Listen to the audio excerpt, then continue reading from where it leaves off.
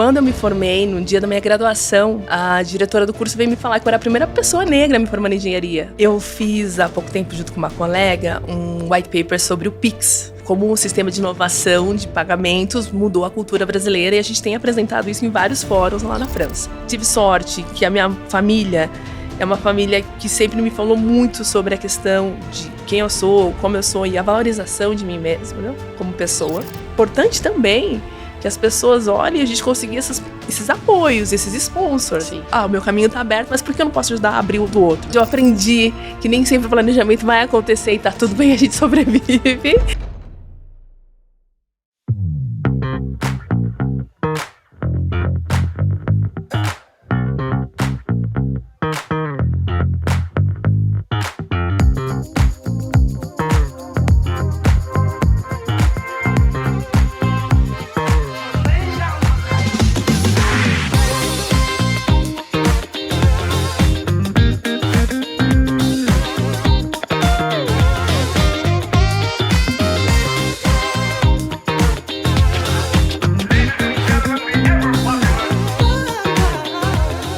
Bem-vindos a mais um episódio da Boticast. Esse episódio é especificamente voltado para o Streaming Ladies. E hoje eu tô aqui com uma convidada de honra. Tô muito feliz em receber Ruth Martins. Nos conhecemos de alguns anos aí, de época de Telefônica, Axido, enfim. A Ruth hoje está baseada na França e faz negócios com a empresa dela de consultoria em uma ponte com empreendedores entre Brasil e França. É um prazer recebê-la aqui. Muito bem-vinda. Obrigada pelo convite. Para mim também é um prazer. Eu acho que é sempre muito legal a gente poder compartilhar um pouco da nossa história e também engajar mais mulheres nesse projeto que é especificamente voltado e uma rede de apoio feminina. É muito legal. Obrigada pelo convite. Com certeza, obrigada. E a gente casou de conseguir um espacinho na agenda dela aqui no Brasil. Então, estou muito feliz em recebê-la. Vamos lá, para a gente começar, eu sempre gosto de pedir para que você se apresente. Quem é Ruth? Me conta um pouco sobre a sua trajetória e o que você está fazendo agora na França. Alguns anos atrás era Telefônica e assim, uma grande carreira, né? Passou por empresas como Globo, TIM, Sky, Telefônica e hoje na França. Conta um pouco sobre essa trajetória para a gente entender qual é o seu momento. Eu sou a Ruth Martins, sou uma engenheira apaixonada por tecnologia, mãe de menino lindo de 7 anos, né?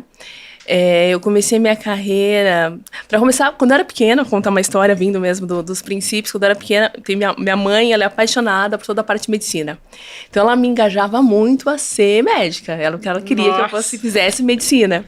E eu repetia isso, assim, dos 6 anos até chegar na época de vestibular. Que eu ia tentar vestibular para medicina. Eu sempre gostei muito de exatas. E tinha uma facilidade muito grande. Eu sempre gostei muito de exatas. E quando chegou próximo, né, estava naquela época de terceirão, não sei se ainda existe terceirão, tinha um professor que falava para mim, nossa, mas você é muito boa de exatas, você deveria fazer alguma coisa em exatas. E eu fui participar de uma feira de cursos da universidade e conheci um pouco mais sobre engenharia. Além disso, o meu pai trabalhava com redes de alta tensão. Ela montagem de torres de alta tensão. Uhum. E eu sempre achava super legal. Eu falava, pai, eu queria te acompanhar e tal. E ele falava, não pode, é só pra homem. Olha. É só pra homem, só um homem pode ir. E quando chegou próximo de fazer o vestibular, e eu fui nessa feira, conheci um pouco sobre engenharia, várias engenharias, e de engenharia elétrica, com ênfase em telecomunicações. E eu me apaixonei. Eu falei, nossa, isso é muito legal. Eu vou fazer esse curso. Então, eu mudei ali no terceirão. Falei, não vou fazer mais medicina, eu vou fazer engenharia.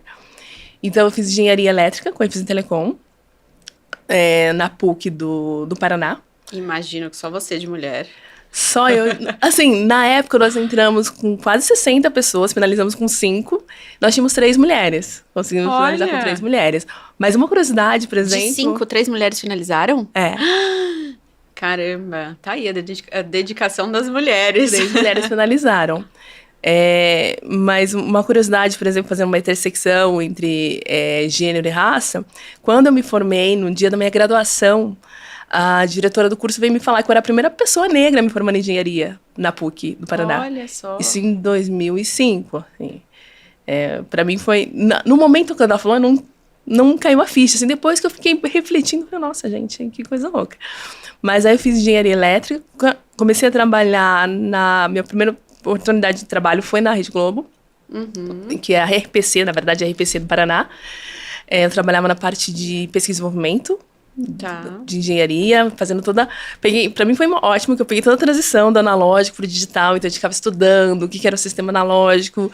Assim, já existia o analógico, mas como que era o sistema digital, toda a parte, né, de TV, na época, né, que a gente se inspirou com tudo do Japão. Sim. Depois eu tive uma oportunidade, fui para a Sky, com a parte de sair da TV aberta, fui para a TV paga. Trabalhei alguns anos ainda dentro da engenharia. E aí eu tive uma oportunidade de fazer uma mudança, sair da engenharia em si, mas eu fui para a parte de produtos, que era uma coisa que eu queria muito, conhecer um pouco mais além da engenharia, né, da parte técnica, era conhecer um pouco mais da parte de negócios. Então, eu tive uma oportunidade na TIM, a TIM estava querendo lançar a sua primeira operação de TV, e eu fazia uma parte mais técnica com uma conexão com a parte de negócios. E aí, depois disso, eu fui para a Telefônica, né? Ela estava fazendo um merge com a GVT, na época, e Vivo. E foi super legal, a gente estava implantando uma plataforma de TV, eu acho que foi nesse momento ainda das conexões. Sim. Com a Open Platform. E fazendo essa conexão, eu fazia muita parte da integração de sistemas, especificação, junto com o time global da Telefônica, na Espanha. E em 2022, eu fui para a França, né? Eu já estava ali com o desejo de ter uma oportunidade de carreira internacional. Fui para a França.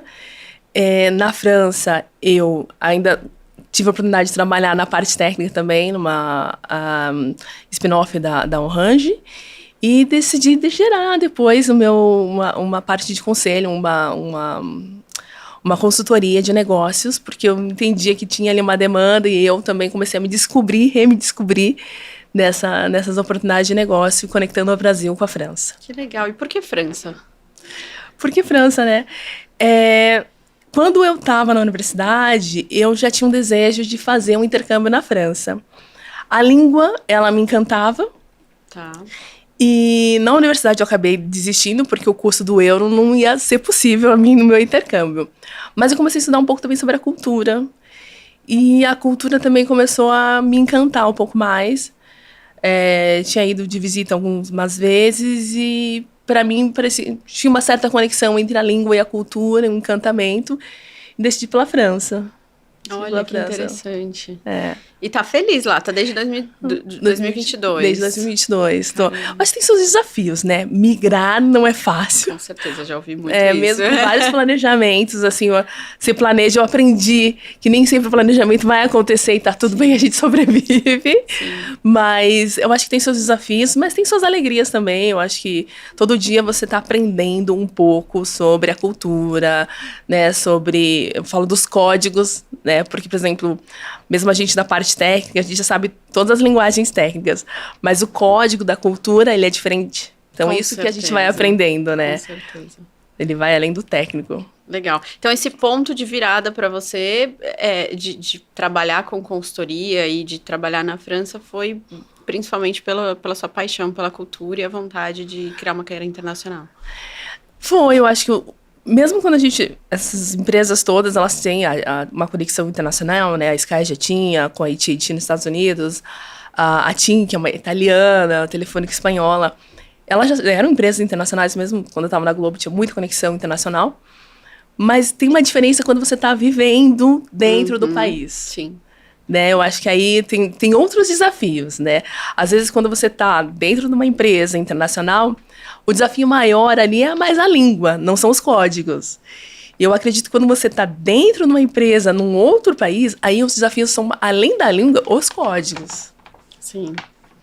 E agora falando um pouco, assim, a minha intenção é trazer muito a tua visão de negócios em relação à Europa e Brasil, né, e, enfim, as diferenças de cultura, as diferenças aplicáveis no nosso mercado. O que você sente dos negócios que você já operou em relação ao mercado de tecnologia no geral? Olha, eu sempre falo que o brasileiro, eu sou apaixonada pelo Brasil, mesmo morando fora, tem um valor muito grande. O brasileiro é muito inovador, né? A gente sempre é muito aberto à inovação. A gente, quando chega alguma tecnologia, a gente não tem muito receio em começar a testar, em aplicar para o nosso dia a dia. Eu vejo, por exemplo, na Europa, quando eu cheguei na Europa, tinha todo o processo do Visa, assim. E aí, o processo, eu entregava uma documentação e eu esperava que ia ter um retorno por carta de quando aquilo estaria pronto.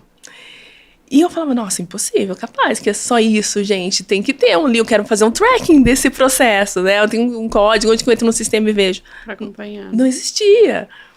E tava tudo bem, todo mundo tá sempre acostumado a fazer aquilo ali. E aí, quando eu falava isso para as pessoas, eu falava, não, imagina, França, porque no Brasil a gente consegue dar uma entrada num processo, consegue ver, né, traçar passo a passo para onde ele tá, em vários lugares da questão de organismo público. E eu falava, nossa, não acredito. O uso do correio é muito forte. Sim, sim. Né? No Brasil, eu praticamente não tinha muito o hábito de usar os correios, né? O uso do cheque lá, né? A gente usa cheque. Ah, é? Eu não sabia. Usa cheque. Por exemplo, meu filho na escola tem que pagar alguma coisa da escola, eles pedem pra gente pagar por cheque. Sabe? Eu não lembro a última vez que eu usei cheque no Brasil, né? Sim. Então, tem umas coisas que pra gente ela acaba sendo mais natural e também por desafios que a gente tem dentro do Brasil, que você fala, nossa, que contraste, né, de cultura, para nós, de inovação e de tecnologia, de uso, né, o contato com a tecnologia. O brasileiro, por exemplo, tem muito mais facilidade em dividir dados pessoais deles, né? Você chega e fala assim, tô passando, qual que é o seu CPF? Então vai dizer, o francês, ele já tem mais essa restrição de dados pessoais, é muito maior. Sim. Né? Você vai fazer algum sistema assim, o cuidado com o LGPD é muito maior. Sim. As pessoas não vão ficar passando esses dados. E você também, na forma de manipular esses dados, ele é muito mais, né, é uma atenção muito maior, assim, para fazer. Eu acho que esses são os pontos. E, para mim, eu acho que nessa conexão também de Brasil e França, que é legal, é mostrar um Brasil, oportunidades do Brasil que, às vezes, eles não estavam olhando. Né? A Europa está ali, a gente tem, né, os franceses olhando para o seu país, as suas coisas, e a gente, sabe, poder falar assim, olha, tem relações, e essas relações podem ser interessantes. Né, e que não tinham pensado antes. O que eu sei, e aí falando um pouco de Europa, não especificamente de França, o que eu sei pela minha experiência com a Axido é que a Europa abre os olhos, brilha os olhos quando a gente fala da audiência brasileira, né, da população brasileira, assim, é algo inimaginável para eles lá. Então, acho que isso também é um ponto-chave, né? Com certeza. Né, planejar esse negócio entre países. Eu fiz, há pouco tempo, junto com uma colega, um white paper sobre o Pix, né? Como o sistema de inovação de pagamentos mudou a cultura brasileira, e a gente tem apresentado isso em vários fóruns lá na França. E quando a gente mostra, né, o quanto o Pix conseguiu impactar, né, uma coisa que nasceu com o Banco Central e que hoje todo mundo utiliza e de uma forma massiva, e que as pessoas, assim, não importa o seu nível educacional, você consegue usar uma inovação inclusiva, né, que a gente conseguiu aplicar. Para eles é um super caso de sucesso, assim. E uma coisa que a Europa está fazendo agora é que é o pagamento instantâneo. Ela está conseguindo desenvolver mais o pagamento instantâneo. E quando a gente desenvolveu esse white paper, a demanda que a gente apresentasse isso em vários fóruns sobre o sistema de pagamento é enorme, porque eles entenderam ali que é um caso de sucesso inimaginável. Sim. Sabe, a gente chega a 212 milhões de pessoas, né, no Brasil hoje. A gente conseguiu alcançar 180 milhões de pessoas utilizando o sistema de pagamento, onde não importa qual é a sua idade, não importa qual é o seu nível educacional, não importa qual é a sua questão econômica, todo mundo utiliza. Sabe? É uma inovação, assim, que com certeza, inspiradora para o mundo. Que legal que a gente tá levando coisas interessantes para fora também, porque geralmente a gente só ouve o contrário, né? É isso. Eu acho que é importante também a gente se valorizar como brasileiro. Sim. Tem muita coisa legal lá fora que a gente também tem que se inspirar. Mas a gente faz muita coisa legal dentro, que de alguma forma a gente tem que mostrar. né? De como que a gente consegue mostrar isso, né? Como que a gente consegue apresentar. Primeiro a gente tem que valorizar, né? Falar, olha, que legal isso que a gente fez, é um super caso de sucesso. Sim. Sabe? E depois a gente começa a apresentar isso, realmente tem o seu valor. Sim. Né? Tem o seu valor. Eu vejo o Pix é super legal. Um outro projeto que eu trabalho também na Europa, a gente levou um selo, uma tecnologia, que chama Expo Favela Inovação, dentro da CUFA, que é a Central Única das Favelas. A gente levou para fora do Brasil. E é o primeiro país que faz a Expo, é a França. E o que é esse selo, essa tecnologia? É conectar empreendedores periféricos com grandes empresas e investidores. Então, o que já fazia no Brasil, a gente levou simplesmente o selo, a tecnologia a gente faz com empreendedores franceses. Está indo já para o segundo ano. Então, conectar empreendedores franceses com... Empresas francesas. Empresas francesas, não brasileiras. Você levou só o projeto. O projeto, pra lá. a gente levou o projeto para lá. A Karina Tavares, inclusive, a diretora-geral da CUFA da França. Então, a gente levou esse projeto, esse selo, e conectar esses empreendedores. Fazer o que já faz no Brasil, porque o Brasil, a gente tem uma desigualdade muito grande, então tem muitas periferias. E como mostrar que existe ali um poder de gerar negócio, gerar inovação através disso, através das periferias, o que a gente levou para lá. Então, que também mostrar o poder do Brasil, sabe? O que é valorizado. A gente teve no primeiro ano, assim, 300 inscrições de empreendedores que queriam participar desse projeto, que não conheciam nada do Brasil, não sabiam o que era, mas entendiam ali que a gente tinha um poder de fazer essas conexões, de saber trabalhar com essas empresas periféricas, né? E promover uma inovação com impacto. Sim. Olha só.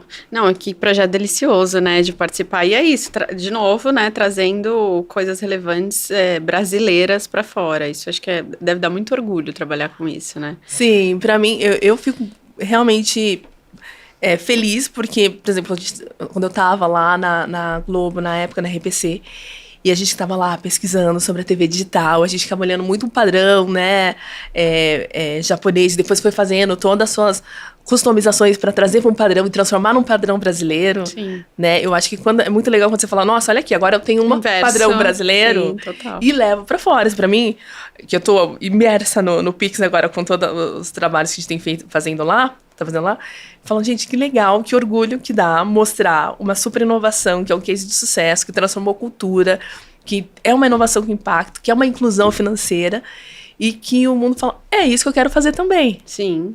Né? E como é que eles fizeram? Explica aí.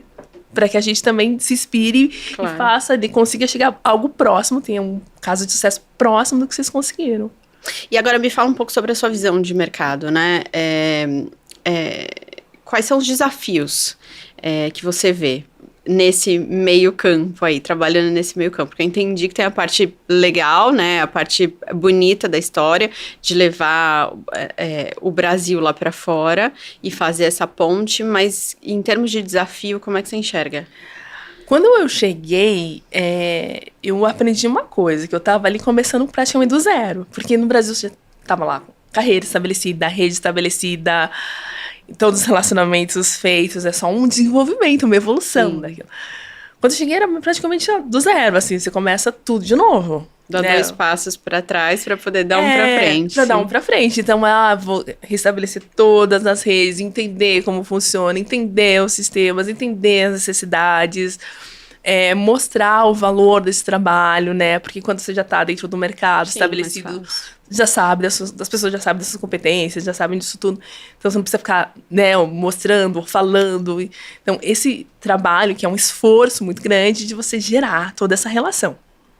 Então, acho que o primeiro passo para mim, que eu entendi, falar, não vou sofrer, porque eu falava assim, não, mas gente, tipo, nossa, parece que tem que começar do zero. Sim, às vezes vai ter que começar do zero. Né? Não é do zero, tipo, existia toda alguma coisa, mas existia toda uma bagagem, mas é um novo mundo, é uma nova forma, é um novo momento. Então, gerar toda essa relação, criar essas pontes. Eu acho que começar a trabalhar e conectar as pontes é desafiador. É desafiador. Sim, é desafiador no mundo fora. Antes eu achava que era só uma questão de língua, e era o que eu falei pra você, eu acho que vai além, né? Não é só a questão da língua, tem a língua, é importantíssimo você falar a língua local, mas os códigos, né? Os códigos corporativos, os códigos... A cultura em si é muito diferente, sim. A cultura, e você ir aprendendo todo dia com aquela cultura, né? Eu acho que... E tá aberta pra esse aprendizado contínuo. Sim. Né? Porque senão você fica naquele sofrimento, a resistência, não, mas é assim que eu faço. Não, mas eu faço assim, mas aqui se faz de outra maneira. Com certeza. Então, como é que eu conecto da maneira que eu faço com a maneira que eles fazem? Claro. Não, e aí, assim, trazendo um pouco agora para o lado do Streaming Ladies, o nosso grande objetivo é inspirar, empoderar as mulheres. Existe alguma mulher que você admira no mercado? Lá fora ou aqui, e que te fez brilhar os olhos e que, enfim, te levou para algum caminho diferente, fez algo diferente na tua carreira? Existem algumas mulheres que eu admiro. Eu acho que, indo para a parte técnica, essa, por exemplo, eu descobri mais ou menos no caminho ali da engenharia, que é Enedina Alves. Enedina Alves, ela foi a primeira engenheira do Brasil e foi a primeira mulher negra engenheira, inclusive ela é paranaense. E para mim, quando eu descobri que ela foi a primeira engenheira do Brasil, que ela veio de uma realidade extremamente pobre, que ela começou a estudar engenharia porque ela ia acompanhar a filha da pessoa com quem ela cuidava dessa menina, então ela começou a acompanhar e ela começou a estudar porque ela estava acompanhando, ela teve a oportunidade de chegar no estudo por causa disso. E toda a forma que ela teve que conquistar o respeito também. Por exemplo, ela se formou em engenharia, era civil, e uma das histórias que contam é que quando ela estava numa obra e ela estava lá acompanhando e ela queria falar e ninguém dava atenção, ela tirou lá um revólver e atirou pra cima para que as pessoas olhassem pra ela. Olha só! É uma forma mais, né, possível de colocar. Mas é uma mulher que, olhando a história, me inspira muito. Uma outra que, pra mim, é muito inspiradora é a Miriam Kroc, que é da vice-presidente da Google.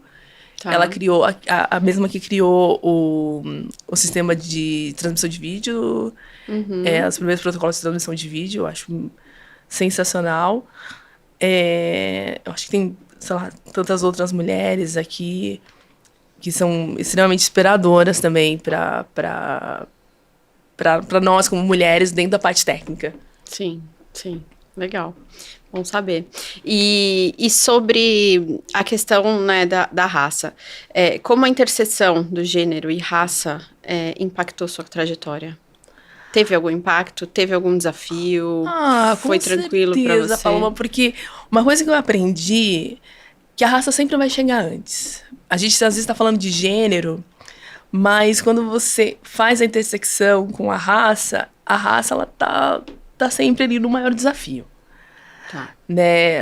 Por exemplo, lá na França hoje existe um plano de até 2030 ter 40% de mulheres nos conselhos das empresas. Quando eu fiz meu mestrado também na França, quando eu cheguei lá, eu decidi fazer um mestrado em inovação e transformação digital, que é um tema que eu adoro. E eu queria falar sobre o impacto da digitalização na vida das mulheres e com intersecção nas mulheres negras. E aí, os meus professores falaram, não, você não vai conseguir fazer com intersecção de mulheres negras porque aqui a gente não fala tem dado de raça, então não vai ter dados nenhum.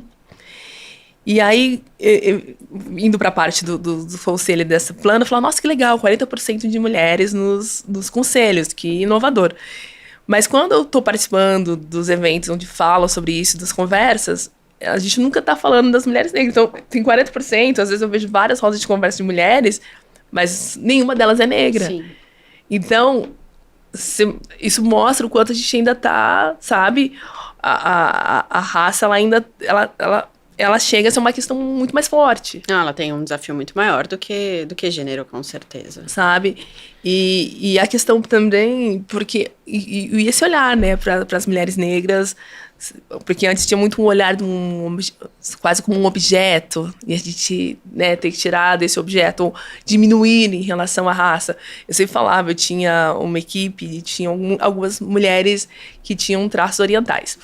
E aí elas falavam, porque é muito questão, preconceito, é muito pesado e tal. Eu falei, mas concordo. Mas geralmente tem o estereótipo de quando as pessoas falam assim, olha, fulano parece que ele tem uma ascendência japonesa e tal. Ele deve ser inteligente. Ou ela deve ser inteligente. Sim, sim. Porque ela tem uma ascendência japonesa. Mas quando olha, por exemplo, pra uma mulher negra, e pra mim sempre foi, eu falo que eu tenho o efeito wall. As pessoas sempre esperam muito menos. E aí falam, nossa, mas você fala mais que uma língua? Ah, uau! Mas eu falei, mas por que estão esperando menos? Ah, você sabe fazer isso? Nossa, como é que você sabe fazer? Nossa, que desafiador. Isso, né? Quando eu fazia a engenharia, eu tinha uma pergunta constante com os meus colegas de sala. Eles falavam, nossa, mas como é que seus pais conseguem pagar a engenharia? Meu Deus. Porque sempre espera menos. Sim, com certeza. Então, acho que conseguir transformar esse olhar que tem pra raça, porque fala assim, espero menos porque é uma mulher. Não, espero menos porque é uma mulher negra. Né? Esperam que você seja menos... Se você mostra uma competência, nossa, mas você consegue fazer, sabe? Esse efeito wall de surpresa, eu esperava menos, mas você tá conseguindo fazer, isso é algo que você tem que trabalhar muito contigo, sabe? Eu tive sorte que a minha família é uma família que sempre me falou muito sobre a questão de quem eu sou, como eu sou e a valorização de mim mesma, né? Como pessoa. Mas a maioria das mulheres que eu conheci negras, elas não tiveram isso. Então, Sim. É uma desvalorização muito grande. Eu, quando estava na Telefônica, eu também tive a oportunidade, de uma forma voluntária, de fazer uma liderança de diversidade dentro da Telefônica para um grupo racial. Eu lembro que a primeira vez que eu perguntei para as pessoas assim, quais de vocês gostariam de ser CEO? Ninguém se manifestou. Porque as pessoas não se viam ali. Olha só. E eu, por exemplo, quando eu falava assim, não, eu quero ser CEO. Mas você é muito ousada. Eu ouvi várias vezes isso. Que loucura. Então, isso é uma ousadia. Não é, nossa, que legal, você tem desejos grandes, você pode realizar. Não, tipo, você é ousada. É muito triste quando você olha pra pessoa e ela não consegue se ver muito. Não tem ambição, né? Porque algo bloqueia ela. Porque fala assim, você não consegue se ver ali, por que você não consegue se ver nesse momento, nesse espaço, nesse lugar? Não, isso te traz uma posição ainda de mais destaque, né? Porque além da raça, sendo mulher, e ainda tem a questão latina, que a gente nem falou, né? Mas eu imagino que exista também um preconceito de ser uma latina vivendo e trabalhando num mercado europeu. Então, assim, são muitas questões, né? E que realmente é um efeito uau de você chegar onde você chegou, batalhando ali em todos esses degraus, né? Mas eu falo que tem um momento que você fica cansada, né? Porque a gente pensar, indo pra parte de técnica, de engenharia, você nunca deixa o sistema trabalhando, né, no estresse. Porque uma hora, né, você tem que deixar num estável ali. E quando você tá sempre lá, batalhando, na guerra, porque tá sempre na guerra, você tem que mostrar, você tem que lutar, você tem que apresentar, você tem que ser melhor, tem que ser melhor. Tem uma hora que fala, nossa, tô na estafa. E não para nunca, né? Não para nunca, porque você tem... não, mas eu tenho que mostrar que eu sou... Não, e não sai fora da caixa, porque você tá sempre preocupada com outras coisas que não necessariamente com o que você realmente tem que entregar ali, né? Porque aí você tem que também se preocupar com o que você tem que entregar e as outras coisas. Né? Você não, mas eu tenho que mostrar que eu sou uma mulher e a mulher consegue fazer. Não, mas eu tenho que mostrar que eu sou uma mulher negra, então uma mulher negra também tem que conseguir fazer. Não, mas aqui, por exemplo, a gente tô falando da Europa, mas a América Latina, a pessoa não dá muito valor na Europa, então eu tenho que mostrar que a América Latina é tão boa quanto. Né? Então, essas coisas, assim, eu acho que a gente chega no momento mesmo de falar, nossa, é sempre muito pesado, a gente tem que fazer, mas não dá pra parar. Não dá pra parar, eu acho que é um processo, e eu acho que a grande questão é que você inspira muita gente para esse mercado, né? Então, você inspira aí mulheres negras que querem uma carreira internacional, que estão dentro desse mercado e que querem crescer, que querem uma posição de destaque, uma posição de liderança, elas conseguem se enxergar ali. Porque se elas não veem exemplo, elas não conseguem se enxergar. É justamente o que você estava comentando. É isso. Isso é muito bacana. É muito legal. Eu lembro uma menina, eu estava participando de de um evento. E aí, quando eu terminei o evento, ela me mandou uma mensagem muito bonita, assim, falando: você não sabe que talvez você não lembre de mim, mas eu te vi em tal lugar, e aí minha mãe falou de você, e eu fiquei super inspirada, e você fez isso, fez isso. Ela sabia, tipo, várias coisas da trajetória. Eu falo: nossa, às vezes a gente acha que a gente faz e é tão pequeno, mas pro outro é muito grande. Com certeza. É muito grande. Por exemplo, pra mim, eu esqueci de falar, mas eu sempre cito ela em vários lugares, a Rachel Maia sempre foi muito referência para mim. Sim. Sobre uma mulher executiva que chegou em posições muito grandes em empresas internacionais, assim, num momento que era muito mais difícil ainda, né? Porque agora ele é difícil, mas no passado, para essas mulheres, era muito mais pesado. Sim. Sabe? Então você fala: nossa, E você olhar outras, com certeza, falar: não, eu posso. O problema é quando você não olha, não encontra ninguém lá, você fala: não posso. É isso, a gente precisa de exemplo, né? E eu acho que você é um grande exemplo nesse sentido. Você traz toda uma bagagem e traz, né, essa nova geração que tem onde se inspirar para poder entrar nesse mercado de tecnologia, de engenharia. Gente, nem posso imaginar você ali sozinho num mercado de engenharia que hoje ainda é desafiador, né? Hoje, mas você sabe que eu vou te falar que tem a inspiração e eu acho que também tem aquelas pessoas que são sponsors, que são apoiadores. Sim. Que engajam. Eu tive um prazer e a sorte, por exemplo, quando eu entrei na RPC, tem o Fred, que era o meu chefe da época, e hoje nós somos amigos, que é um super apoiador, sabe? Que falava, eu lembro que ele falava pra mim: olha, como estagiária, quando eu comecei a trabalhar, ele falou: o pessoal vem falar pro estagiário ficar levando papel, você não faz isso, porque o estagiário não faz isso. O estagiário de engenharia faz engenharia. Sabe? E eu lembro várias vezes as pessoas chegavam pra mim, a gente tava na sala, eu e ele falava: essa é a sua nova secretária? Olha só. E aí ele falava: não, essa aqui é engenheira. É engenheira. Ela falou, ou na época eu tava fazendo estágio. Ele falou: não, mas estagiária de engenharia vai ser engenheira. Porque é isso, assim, você também, além de a gente estar lutando, mas eu acho que é importante também que as pessoas olhem e a gente conseguir esses apoios, esses sponsors. Sim. De vou abrir o caminho de outro. O meu caminho tá aberto, mas por que eu não posso ajudar a abrir o do outro? No caso, nas nossas casas, a das outras, né? A das outras, porque os homens já estão lá, né? E sua maioria, eles já conseguiram alcançar. Então, para nós ok, nós estamos juntas, mulheres que estamos lá batalhando e tentando e nos fortalecendo nesse espaço, mas mais que isso, os homens que já estão no espaço. Sim. Né, serem esses modelos de sponsor. Sim, e assim, um dos nossos objetivos também do Streaming Ladies é envolver os homens do nosso mercado como grandes sponsors, porque eles são a grande parte da audiência, eles ainda são, né, uma grande representatividade desse mercado, e assim, eu entendo, pelo menos, né, as pessoas que apoiam esse projeto, que estão com a gente ali no dia a dia, esses homens gostam muito de apoiar esse projeto e de ver mais mulheres e de entender o papel da mulher ali na liderança, então é muito bacana realmente envolver e trazer, né, gente junto com a gente. E quando a gente fala de inovação, que é um tema que eu adoro, inovação é quando você consegue trazer olhares diferentes e aportar valor de uma forma diferente. Sim. E como é que a gente faz isso se você não faz um ambiente misto? Sim. Se você não traz mulheres, se você não traz outros tipos de pessoas, Sim. Sabe? Então, a importância, inclusive, de falar: como é que eu vou enriquecer a minha área? Eu vou enriquecer a minha área se eu trago pessoas diferentes. Claro. Né? Como é que eu vou diferenciar, né? Porque hoje todo mundo está procurando diferencial, né? Muitos produtos que são muito parecidos, serviços são muito parecidos. E como é que eu trago diferencial? Você traz diferencial pela inovação. Como é que eu trago a inovação? Eu trago a inovação trazendo olhares diferentes que vão agregar valor para esse produto, para esse serviço. Diversidade, claro.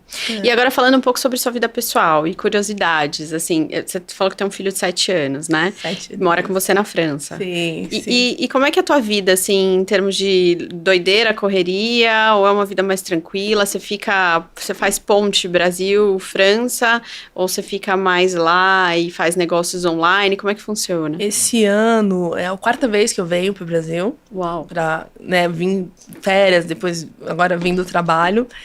Quando comecei a planejar essa viagem, porque essa viagem eu vim porque é uma viagem de conexão de negócios com uma empreendedora startup francesa que está me acompanhando durante esses dias todos, né? Eu estou acompanhando essa startup durante esses dias todos. E eu falei, meu Deus, como que eu vou fazer com o meu filho? E lá na França tem uma iniciativa que é muito legal nas escolas, algumas escolas, que eles chamam de classe de descoberta, um curso de descoberta, onde as crianças viajam 12 dias com a escola. Elas começam com em torno de entre 4 e 5 anos de idade.